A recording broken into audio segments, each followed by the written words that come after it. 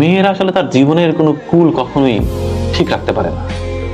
বাবার সংসারে একরকম অ্যাটিচিউড করতে হয় তাকে, বিয়ে হওয়ার পরে স্বামী সংসারে গিয়ে আর এক রকম আচরণ করতে হয়, আবার বৃদ্ধ বয়সে গিয়ে ছেলের সংসারে গিয়ে আর এক রকমের রূপ ধরতে হয়। মানে বলে না নারী বহুরূপী, এই কথাটা না একটা পজিটিভ অর্থ আছে আমার কাছে। নারী যে বহুরূপী হবে না, নারীর না নিজস্বতা খুব কম হয়ে যায়।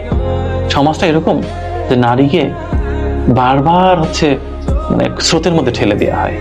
নারীকে অনেক কিছু সইতে হয় এই জীবনে, আমার মাকে যেমন সইতে হয়েছে। তো নারীর জীবনটা আসলে খুব বেশি যে স্মুথ এরকম বলা যাবে না। প্রতিটা নারীর জীবনেই খুব যন্ত্রণা, মানে এক একটা স্টেজে এক এক রকমের যন্ত্রণা। এই যন্ত্রণার কোনো সীমারেখা নেই।